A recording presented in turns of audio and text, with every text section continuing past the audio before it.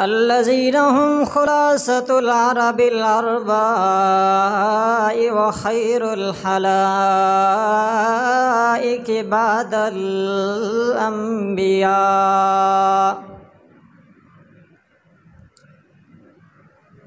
وهم كالنجوم في السماء للاهتداء والاقتداء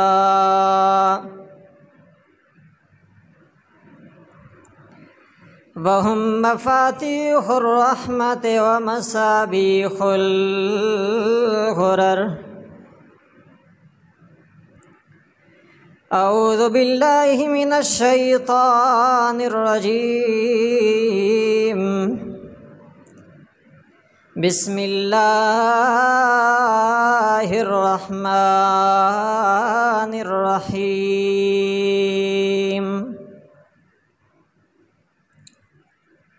واذكر في الكتاب إبراهيم إنه كان صديقا نبيا إذ قال لأبيه يا أبت لم تعبد ما لا يسمع ولا يبصر ما لا يسمع ولا يبصر ولا يغني عنك شيئا يا أبت إني قد جاءني من العلم ما لم يأتك فاتبعني أهدك صراطا سويا.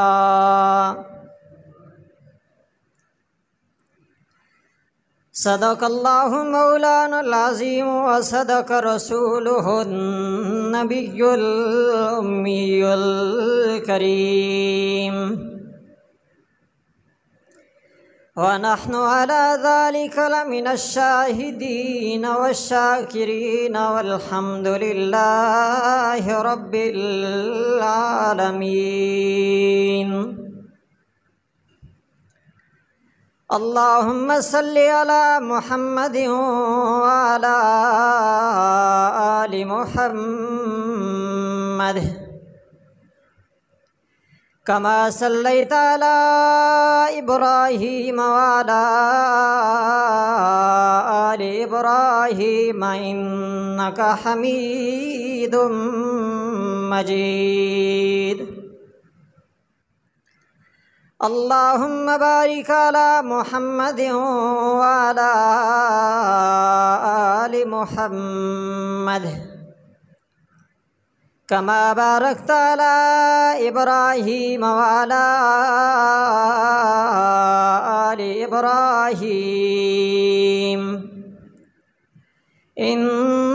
إنك حميد مجيد.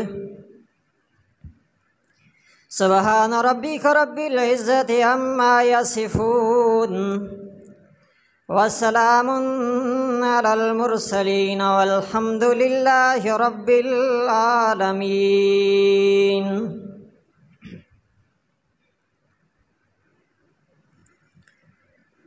ارباب علم و دانش، عزیز دوستو، بزرگوں،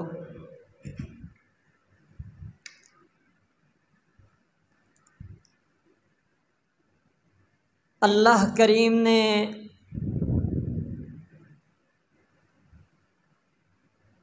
انسان کی ہدایت اور رہنمائی کے لیے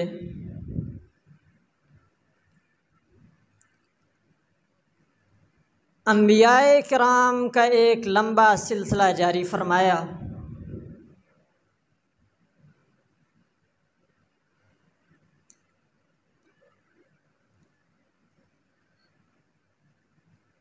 انبیاء کرام نے اللہ کریم کا پیغام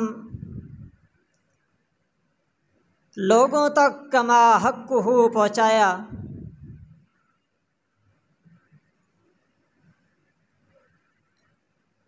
لیکن باطل کا ابتدا سے یہ وتیرہ رہا ہے کہ وہ ہمیشہ حق والوں کی مخالفت میں، حق والوں پر ظلم کرتا رہا،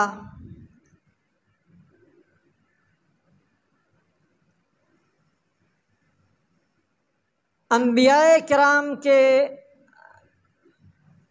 حالات کا مطالعہ کرنے سے پتہ چلتا ہے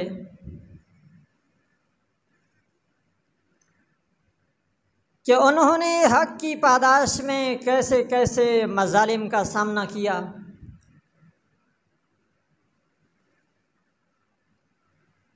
کسی پیغمبر کو لوگوں نے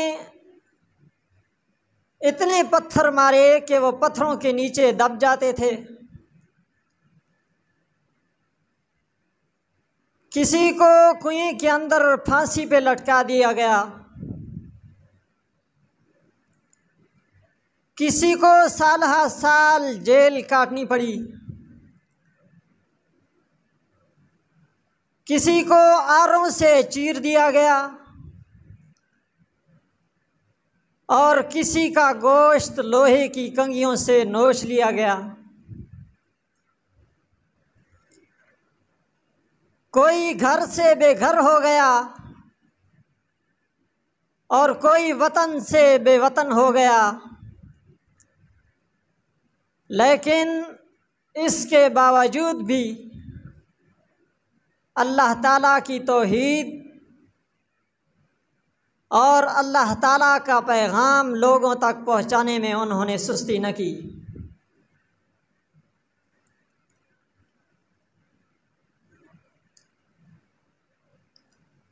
اللہ کریم اپنے محبوب بندوں کو پھر آزماتا بھی ہے، مختلف امتحانات میں، مختلف آزمائشوں میں، لیکن اس لیے نہیں کہ ان کی ذلت مقصود ہوتی ہے، بلکہ ان کی صلاحیتوں کو اجاگر کرنے کے لیے اور انہیں مضبوط کرنے کے لیے اللہ کریم انہیں آزمائشوں کی بھٹیوں سے گزارتا ہے۔ جس طرح لوہا آگ میں گرم ہو کر مضبوط ہوتا ہے،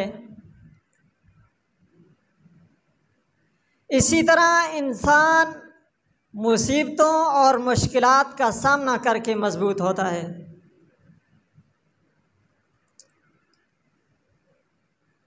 انہی پیغمبروں میں ایک جلیل القدر پیغمبر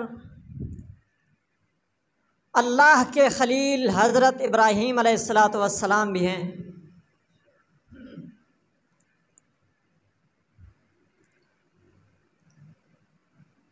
انسان اگر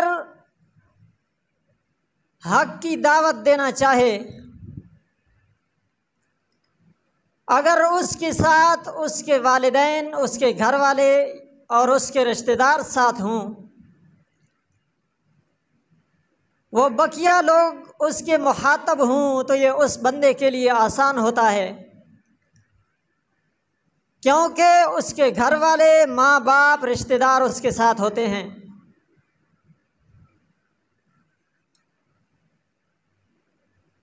لیکن عام لوگوں سے زیادہ مشکل خطاب پھر رشتہ داروں کو ہوتا ہے، اگر انسان کے مخاطب رشتہ دار ہوں، اور اس سے بھی زیادہ مشکل کام پھر انسان کے گھر والے ہوتے ہیں، اگر انسان کے مخاطب اس کے گھر والے ہوں، اور اگر بندے کا باپ بھی مشرک ہو تو پھر انسان کا سوائے اللہ کریم کی ذات کے اور کوئی سہارا نہیں ہوتا۔ اور اس انسان کے لیے حق کی دعوت بہت مشکل کام ہوتی ہے، کیونکہ باپ ایک پہاڑ کی مانند ہوتا ہے جو انسان کے پیچھے کھڑا ہوتا ہے، لیکن اگر باپ بھی مخالف ہو تو پھر وہ انسان اکیلا ہوتا ہے اور اس کے لیے حق کی دعوت دینا بہت ہی مشکل کام ہوتا ہے۔ اسی طرح حضرت ابراہیم علیہ السلام کا سب سے پہلا مخاطب بھی ان کا باپ ہے۔ سب سے پہلے وہ اپنے باپ کو دعوت دیتے ہیں۔ قرآن کریم نے اس نقشے کو بہت احسن انداز میں بیان فرمایا۔ وَاذْكُرْ فِي الْكِتَابِ إِبْرَاهِيمَ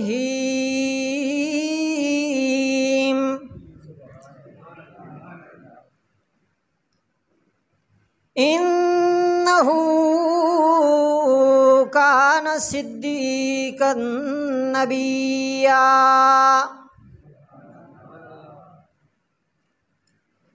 اذ قال لأبيه يا أبت لم تعبد ما لا يسمع ولا يبصر ولا يغني عنك شيئا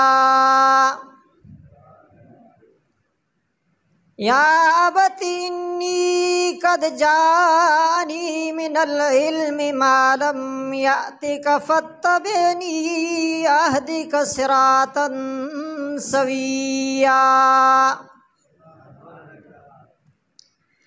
یا ابت لا تعبد الشیطان ان الشیطان کان للرحمن عصیا۔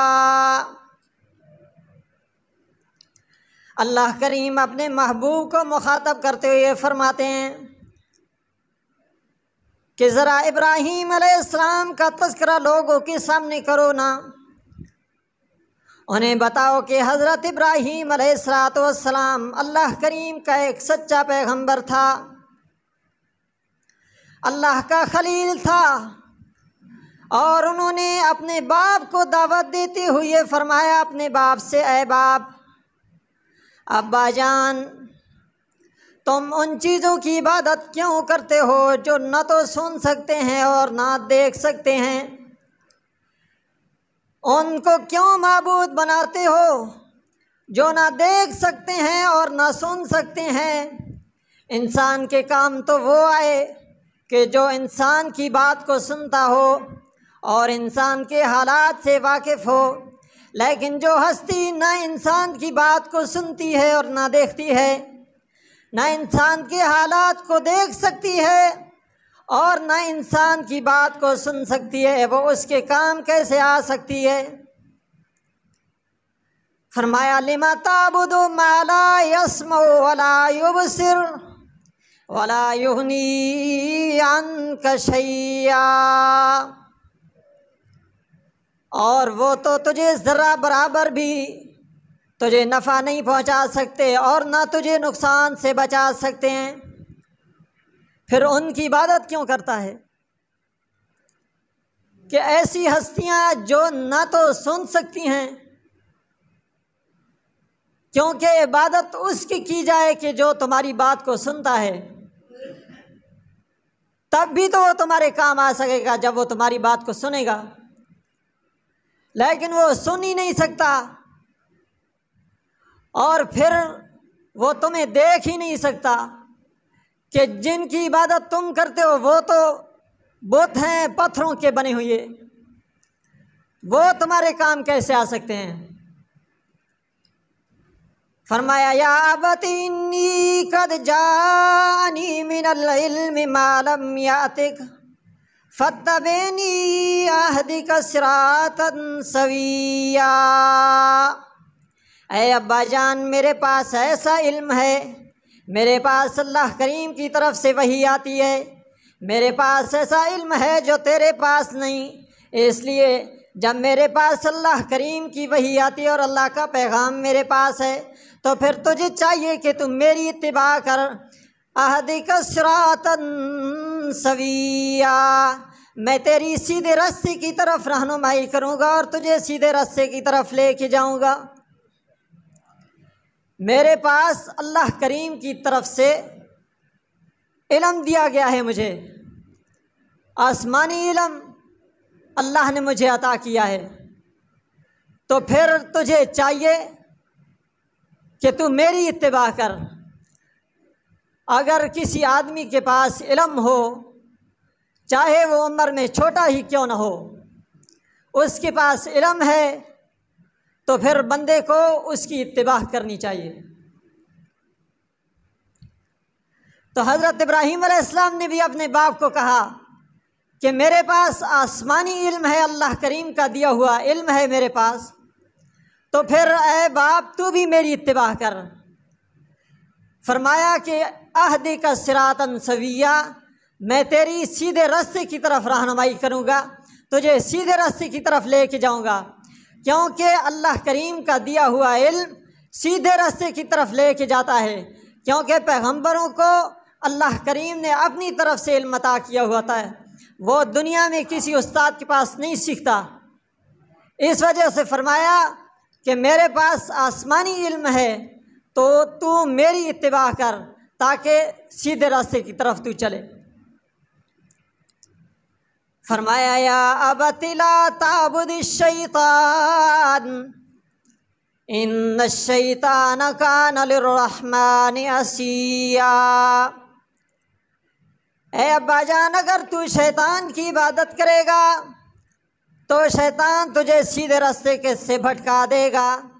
ان الشیطان کان للرحمن عصیا، کیونکہ شیطان تو رب ذوالجلال کا نافرمان ہے۔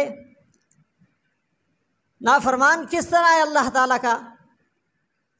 جب حضرت آدم علیہ السلام کو اللہ کریم نے پیدا فرمایا اور فرشتوں کو اللہ کریم نے حکم دیا کہ جب میں حضرت آدم علیہ السلام کو بنا کر ان کے اندر روح پھونک دوں تو پھر تم نے حضرت آدم علیہ السلام کو سجدہ کرنا ہے، تو تمام فرشتوں نے سجدہ کیا لیکن شیطان نے سجدہ نہ کیا۔ اللہ کریم نے اسے دھتکار دیا، جنت سے نکال دیا۔ تو اس وقت شیطان نے اللہ کریم سے مہلت مانگی تھی کہ تو مجھے قیامت کے دن تک مہلت دے۔ اللہ کریم نے اسے مہلت عطا کر دی۔ تو شیطان نے اس وقت کہا کہ اے اللہ، میں انسان کی دائیں سے بھی بائیں سے بھی آگے سے پیچھے سے آؤں گا اور اس انسان کو گمراہ کروں گا۔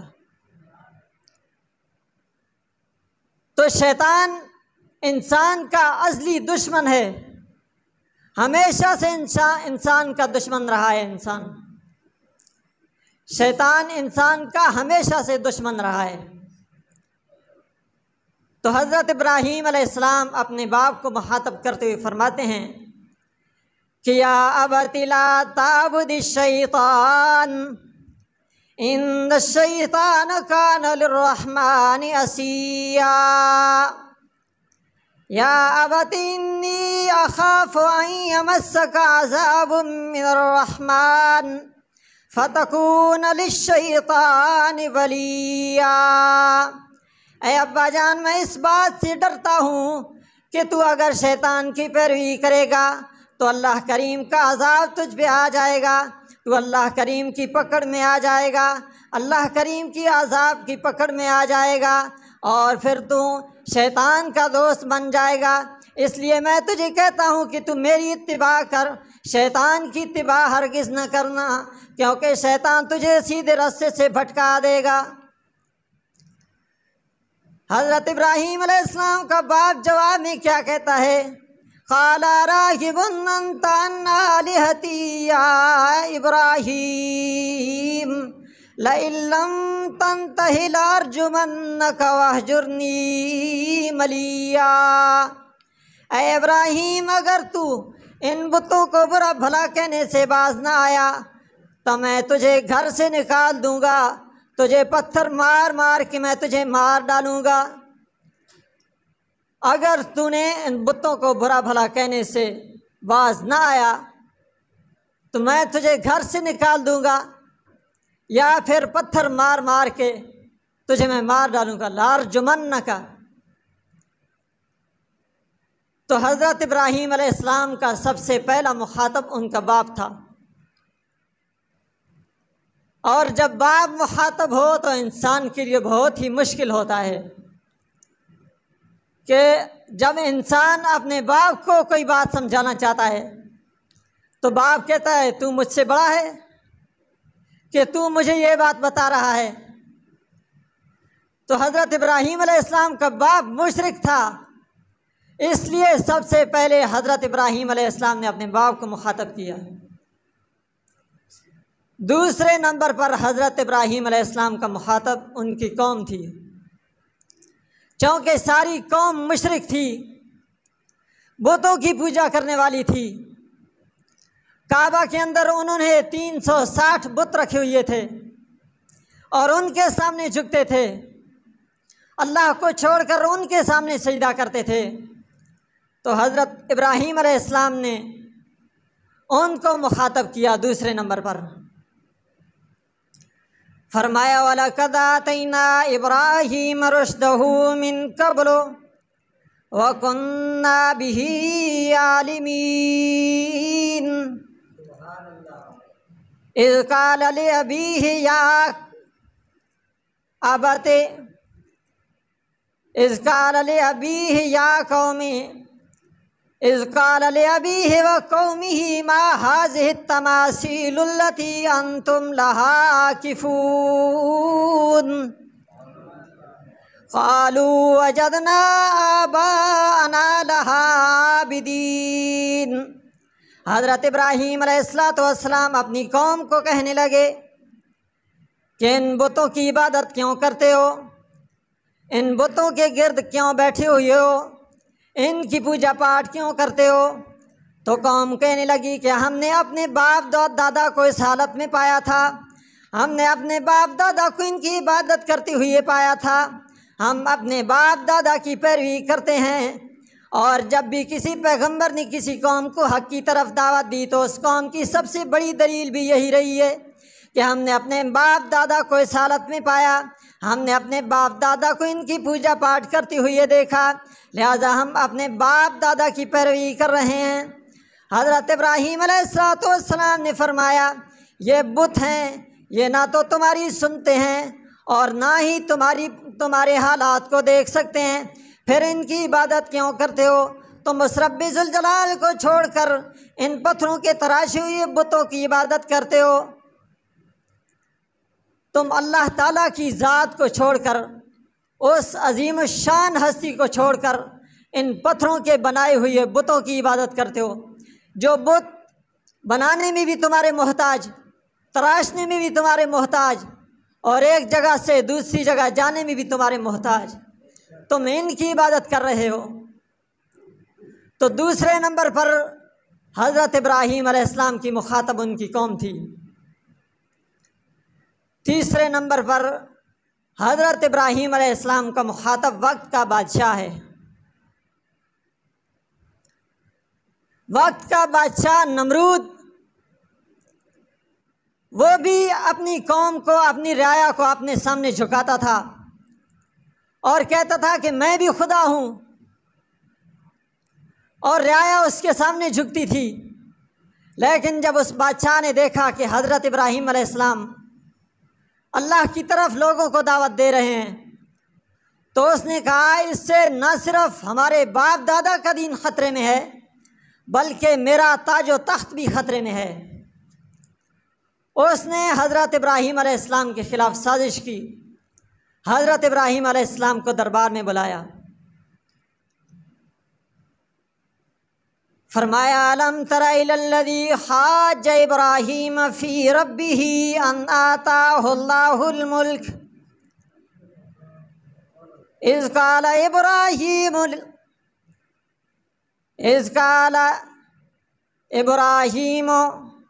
جب حضرت ابراہیم علیہ السلام نے نمرود سے کہا کہ ربی الذی یحیی و یمیت، کہ میرا رب تو وہ ہے جو زندہ کرتا ہے اور مارتا ہے، اب تو بتا آیا تو بھی زندہ کر سکتا ہے اور مار سکتا ہے؟ اس بادشاہ نے کہا ہاں میں بھی کر سکتا ہوں۔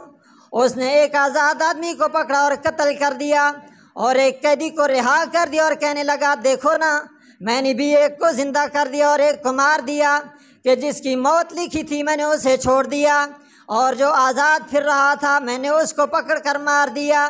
حضرت ابراہیم علیہ السلام نے دیکھا کہ اس کو اس طرح بات سمجھ نہیں آ رہی، تو حضرت ابراہیم علیہ السلام نے فرمایا کہ رب ذوالجلال تو وہ ذات ہے جو مشرق کی طرف سے سورج کو طلوع کرتا ہے، مشرق کی طرف سے سورج کو نکالتا ہے، اگر تو خدا ہے تو مغرب کی طرف سے سورج کو نکال کر دکھا۔ قرآن کریم فرماتا ہے فَبُہِتَ الَّذِي کفر، وہ کافر حق کا بکا رہ گیا اور چپ کر کے کھڑا ہو گیا۔ جب اس نے دیکھا کہ یہ کام تو میں نہیں کر سکتا، تو فرمایا فَبُہِتَ الَّذِي کفر، حق کا بکا رہ گیا اور ایک جگہ چپ کر کے کھڑا ہو گیا، نہ کچھ بول سکتا تھا اور نہ کچھ اور۔ تو حضرت ابراہیم علیہ السلام نے فرمایا کہ تو خدا نہیں بلکہ خدا وہ ہے کہ جو سورج کو مشرق کی طرف سے نکالتا ہے اور مغرب میں غروب کرتا ہے، تو ایسا نہیں کر سکتا لہٰذا تو خدا نہیں ہو سکتا۔ حضرت ابراہیم علیہ السلام کی فکر یہی تھی کہ کسی نہ کسی طرح میرا باپ، میرے رشتہ دار، میری قوم حق کی دعوت کو قبول کر لے، توحید کو قبول کر لے اور شرک کو چھوڑ دے۔ اللہ کریم پھر ایسے محبوب بندوں کو آزمائشوں سے بھی گزارتا ہے۔ حضرت ابراہیم علیہ السلام پر بھی اللہ تعالیٰ نے ایک بہت بڑی آزمائش ڈالی۔ حضرت ابراہیم علیہ السلام کو خواب آیا کہ وہ اپنے بیٹے اسماعیل علیہ السلام کو ذبح کر رہے ہیں، چونکہ انبیاء کا خواب بھی اللہ کی وحی ہوا کرتا ہے۔ تو حضرت ابراہیم علیہ السلام نے اپنے بیٹے سے کہا کہ اے بیٹا، مجھے اس طرح خواب آیا اور اللہ کریم نے مجھے حکم دیا ہے کہ اپنے بیٹے کو ذبح کر دو، اب تیری کیا رائے ہے؟ حضرت اسماعیل علیہ السلام چونکہ پیغمبر کی پرورش میں تھے، پیغمبر کے بیٹے تھے، انہوں نے کہا یا ابت افعل ما تؤمر ستجدنی انشاءاللہ من الصابرین، اے ابا جان تجھے جس چیز کا حکم دیا گیا ہے تو اس کو پورا کر، میں ذبح ہونے کے لیے تیار ہوں، میں ذبح ہونے کے لیے تیار ہوں، ستجدنی انشاءاللہ من الصابرین، اس بات پر میں صبر کروں گا۔ حضرت ابراہیم علیہ السلام نے بھی اور حضرت اسماعیل علیہ السلام نے بھی اپنے مقصد کو، اپنی غرض کو، اپنی دنیا کو، اپنی چیزوں کو، اپنی جان کو پیچھے رکھا اور اللہ تعالیٰ کے حکم کو مقدم رکھا۔ تو پھر اللہ تعالیٰ نے کامیاب بھی کیا۔ جب حضرت ابراہیم علیہ السلام نے اسماعیل علیہ السلام کو ذبح کرنے کے لیے لٹایا تو حضرت ابراہیم اللہ کریم نے حضرت جبرائیل علیہ السلام کو حکم دیا کہ اے جبرائیل جنت سے ایک دمبا لے کر جا اور حضرت اسماعیل کی جگہ پہ لٹا دے۔ حضرت ابراہیم علیہ السلام چھری لے کر زور لگا رہے ہیں لیکن اللہ کا حکم نہیں چل رہا۔ حضرت ابراہیم علیہ السلام فل زور لگا رہے ہیں لیکن حضرت اسماعیل علیہ السلام کا ایک بال بھی چھری نے نہیں کاٹا۔ اختیار صرف اور صرف اللہ کریم کا چلتا ہے۔ چھوٹی سی چھوٹی چیز سے لے کر بڑی سی بڑی چیز تک آسمان و زمین پر بھی رب ذوالجلال کے اختیار چلتا ہے۔ اگر وہ چاہے تو اس چھری سے دمبا ذبح کروا دے، اور اگر نہ چاہے تو وہی چھری حضرت اسماعیل کا ایک بال بھی نہ کاٹ سکے۔ اختیار صرف اور صرف اللہ کریم کا چلتا ہے۔ حضرت ابراہیم علیہ السلام نے دمبے کو ذبح کیا، جب دیکھا تو اسماعیل علیہ السلام پاس کھڑے ہیں اور دمبا ذبح ہوا پڑا ہے۔ اللہ کریم نے حضرت ابراہیم علیہ السلام کی اس ادا کو ایک سنت قرار دے دیا، ایک طریقہ قرار دے دیا۔ آج ہم لوگ بھی حضرت ابراہیم علیہ السلام کی اسی سنت کی اتباع کرتے ہوئے قربانی کرتے ہیں۔ ہم جانور ذبح کرتے ہیں، لیکن اس سے مقصد صرف جانور ذبح کرنا نہیں، بلکہ اللہ کریم کی ذات سے ایک وعدہ کرنا ہوتا ہے کہ اے اللہ، جس طرح میں نے تیرے حکم پر اس جانور کو ذبح کیا، اگر تیرا حکم ہوا تو میں اپنی جان بھی پیش کر دوں گا، میں اپنا خون بھی بہا دوں گا، میں اپنے اہل و عیال کو قربان کر دوں گا، اپنے وطن کو، اپنے گھر بار کو قربان کر دوں گا، اور میں تیرے حکم کو مقدم رکھوں گا۔ یہ قربانی اللہ تعالیٰ کے سامنے ایک چھوٹی سی مثال ہوتی ہے کہ میں جانور کا خون بہا رہا ہوں، لیکن ضرورت پڑی تو میں اپنا خون بھی بہا دوں گا۔ تو حضرت ابراہیم علیہ السلام کی فکر یہی تھی کہ کسی نہ کسی طرح میری قوم، میرے رشتہ دار، میری برادری اللہ تعالیٰ کی توحید کو ماننے والی بن جائے، اللہ تعالیٰ کی توحید کو مان لے، لیکن اختیار صرف اسی کا چلتا ہے۔ اگر وہ چاہے تو بلال کو حبشے سے اٹھائے، منڈیوں میں بکوائے، اور حضور صلی اللہ تعالیٰ علیہ وسلم کے قدموں میں لا کے بٹھا دے، اور اگر وہ نہ چاہے تو آپ علیہ الصلوۃ والسلام کے چچا کو ہدایت نصیب نہ کرے۔ یہ سب کچھ اسی کے اختیار میں ہے، کسی پیغمبر کے اختیار میں نہیں کہ وہ اپنے کسی محبوب کو، اپنے کسی رشتہ دار کو راہ راست پر لا سکے، بلکہ یہ کام صرف اللہ تعالیٰ کی ذات کا ہے۔ اِنَّكَ لَا تَهْدِي مَنْ أَحْبَبْتَ وَلَكِنَّ اللَّهَ يَهْدِي مَن يَشَاءُ، کہ اے پیغمبر، جس سے تو محبت کرتا ہے تو بھی اسے ہدایت نہیں دے سکتا، ہدایت میرے قبضے اور میرے اختیار میں ہے، میں جسے چاہوں ہدایت دے دوں۔ تو حضرت ابراہیم علیہ السلام نے بھی اپنی قوم کو، بادشاہ کو، اپنے باپ کو اللہ کریم کا پیغام پہنچایا۔